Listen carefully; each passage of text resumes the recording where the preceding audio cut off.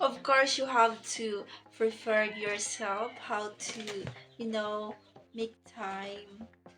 And wiggle, wiggle, wiggle.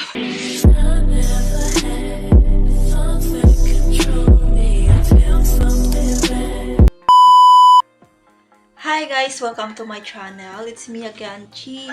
For today's video, we have a different topic. And if you are new to my channel, please subscribe for the new video. Sorry for the chicken. And our topic for today's video is about the important things that you need to do being with your AFAM for the first time or meeting your AFAM in the airport. First, you have to prepare yourself. You need to relax or calm down. We all know that meeting for the first time is like, we are very nervous. And of course, you have a lot of thoughts that what if, of course, you have a lot, and yeah, you have to calm down. I have experience about that because I met my fam, and of course I feel so nervous, like I don't know what to do. uh, this is a story. We met on the bus terminal, so I need to relax my mind, like I had to the bus, and it's like I did exhale, inhale, I do that. So but I still feel nervous. So I know what you feel for the first time. And second, of course, give him a big smile even you are nervous. Siyempre, ngiti ka pa din kahit na kinakabahan ka na. Ganon. Kasi baka mamaya pag nakasimangot ka dyan, baka sabihin nila, baka di ako gusto nito or something. We don't know the people we met, so you have to smile even there is something that you feel in your, you know.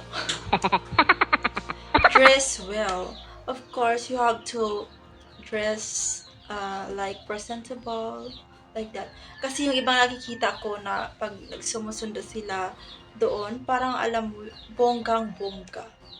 Huwag mo yun gawin kasi parang, alam mo yun, yung simple lang, comfortable ka, yun yung mas dapat. Yung iba nakikita mo like, para silang pupunta sa party. Yung ibang nga, yung may mga papuso-puso pa dito. Hindi ko naman inaano yung mga ganyan kasi it depends on you. But of course, you have to be comfortable. Like, what if, the feeling of awkward?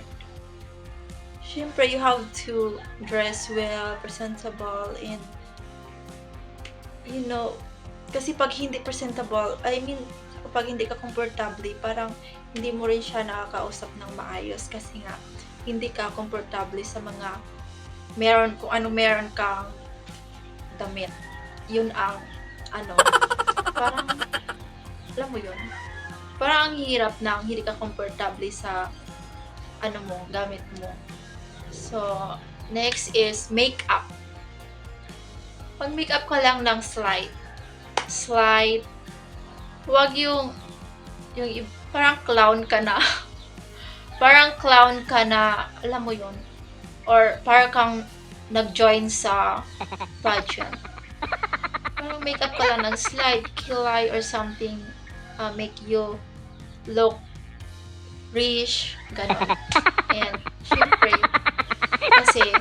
syempre, you have to meet him, you have to, and of course, minsan kasi one time, may nakita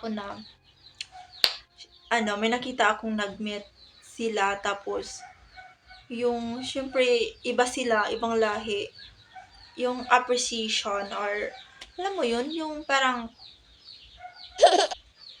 siyempre na-miss ka, or kung partner mo na yan, na-miss ka or something, you have to do uh, kissing in the airport. So, if you have a lot of lipstick, it will mark here, and something like you feel awkward. So, you have to make up a slight only. Kasi pag marami, naglalakad ka doon, ang dami mong mark na ano, syempre nakakaano naman nun na tingnan ka ng mga tao. Grabe naman yan. So, dapat yung simple lang, yung make day ano lang, yung routine mo lang everyday. Ganon. Yung everyday makeup mo lang, ganon. Kasi ako wala talaga, ano lang, dito lang, tapos kunting kilay, basta pawis pa kasi sobrang init. Alam mo naman, you know, the Philippines, very hot. So, your makeup will be missed in here, something like that. So, dapat relax lang. And, syempre, next, be real. Syempre, maging totoo ka sa sarili mo. Pwede mo sabihin sa kanya, or if you don't know how to, you know, if you are shy, if you can't believe that nagkita na kayo, syempre sabihin mo na parang nahiya ka, tsaka yung mostly may nahiya kang magsalita ng English. Yun. Ano kasi yung ganito? If you know, if you have yes or no only, you have to tell him that your English is not good. So, ano ba? Meron kasi ako napanood, guys, na yung nung bago sila nagkita, yung bit-bit niya lang daw is yes or no. So, of course, nahiya ka. Pero sa katagalan naman, pag lagi kayong nagsama, you have, yung maging better naman yung, yung dyan, communication para sa kanya. So, the important is communication naman talaga. Kasi paano kayo mag-usap kung hindi ka marunong.